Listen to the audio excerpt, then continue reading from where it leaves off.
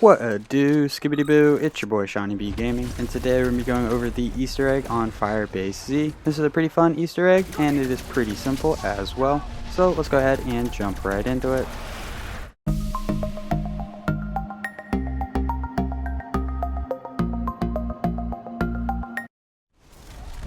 The first step of the Easter egg is you want to turn on all the power and then talk to Revenoff. There are waypoints for this, and most people are able to do this without even trying to solve the Easter egg.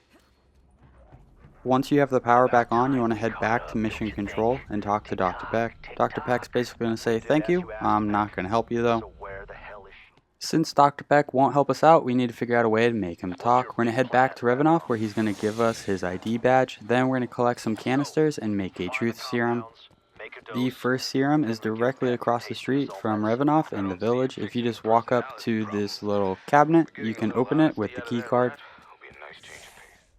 The next serum is located in engineering under the planning offices. Same process, just swipe the key card and pick up the serum.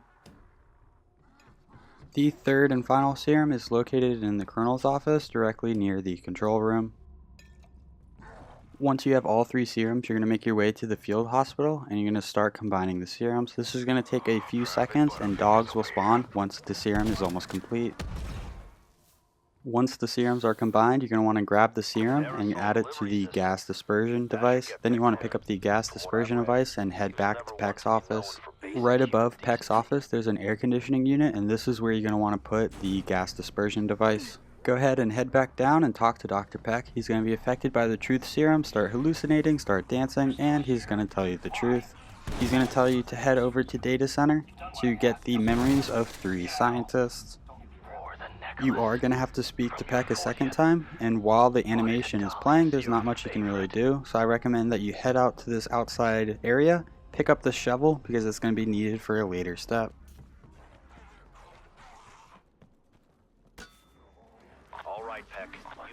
We are going to need the rayquay for a future step, so we're going to go ahead and start working on building the free rayquay. You're going to want to walk into the weapons lab and pick up the blueprint. Then you're going to want to make your way to the scorch defense area. On the right side, there's going to be a zombie leaning up against a tank. Interact with him and you should get the key. The key is an eyeball, and you want to bring it back to the weapons lab to be examined. Once it's examined, it's going to spit out a locker key. You want to grab this locker key.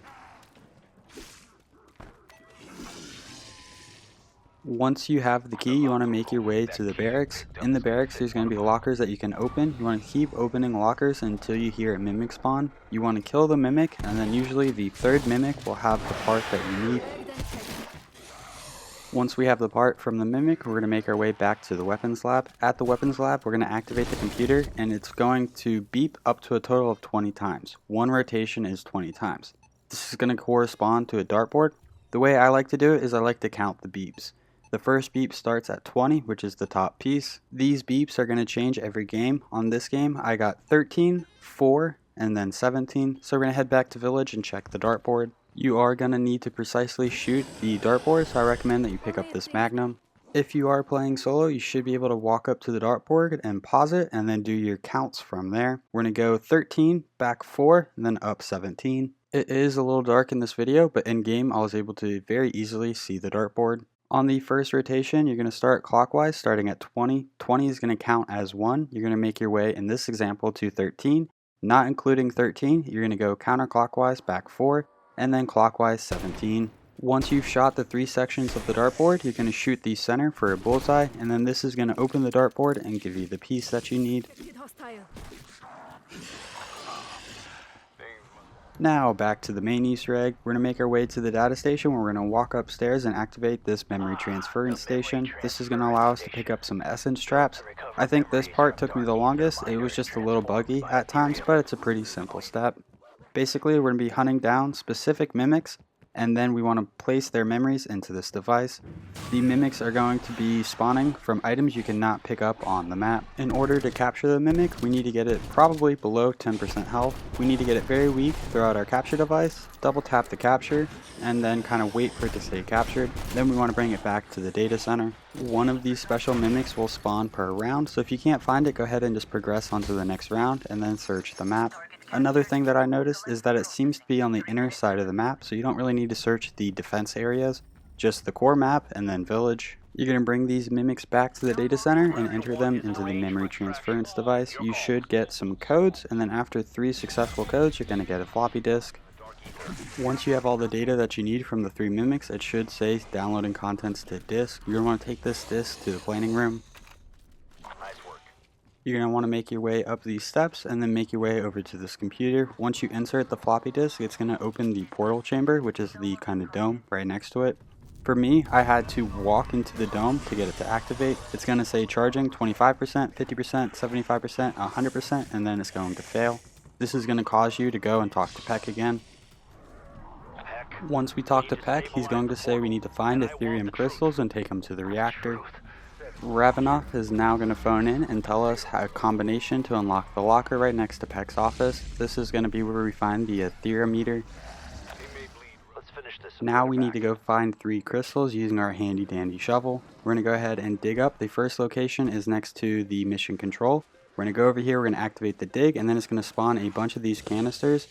If you pick the wrong canister, it's going to spawn a bunch of mimics. The canister you're looking for has a crystal that does not have like a black glow around it. There is an image on screen to show the difference between the correct one and all of the incorrect ones. You will know if you pick the correct canister if you pick it up and no mimics spawn. For the next spot, you want to go to the jungle defense and go to one of the zombie spawns. You're going to walk down here, hear a ping, and then dig. I think this is the trickiest of the 3 digs. It's going to spawn some manglers and some dogs, and then any zombies from the round that you're currently on can also walk in here. If you walk outside of the area, you're going to take tick damage. Since a mangler spawns, this is also a great place to kill a mangler by shooting its arm, and then pick up the final piece for the rayquay. If you go down in this area, you're going to have to repeat this step, so do your best to get it on the first try. Now that we have the final piece to the rayquay, we're going to go ahead, go back to the weapons lab, and then set this last piece to charge. It's going to take 2 rounds to charge. We do need the rayquay to get this final canister, so you're going to want to fight through the 2 rounds and then pick up the rayquay. This may be a prototype. Once we have the rayquay, we're going to make our way towards data center. We're going to go ahead and dig up right here, and then it's going to spawn the 3rd canister. The 3rd canister is going to move around the map until we shoot it with the alternative fire type with the AK.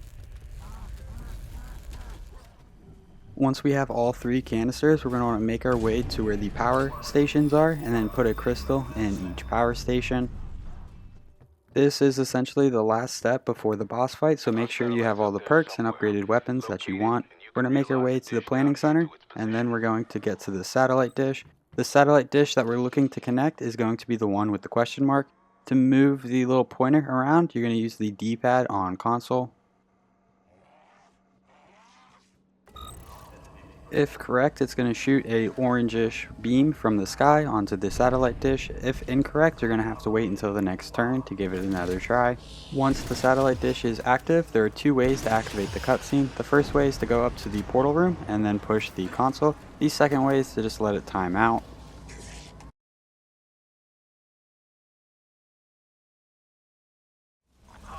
Now we are finally on the boss fight. The most important part of the boss fight is to not run up and get hit by his club. This will instantly kill you, and I would demonstrate it, but it would ruin my solo run. We have a shotgun and an AK. I recommend these guns. The shotgun for killing zombies and the AK for getting damage on Orda. I think this is a pretty easy boss fight, and you really just need to take your time. These zombies should drop ammo and armor for you. You want to clear the zombies, get some damage on Orda, rinse and repeat. There is a nice little loop that you can run that should keep the zombies in a nice train and should keep them off of you. As long as you're running this and getting damage on Orda, you should be able to beat the boss fight.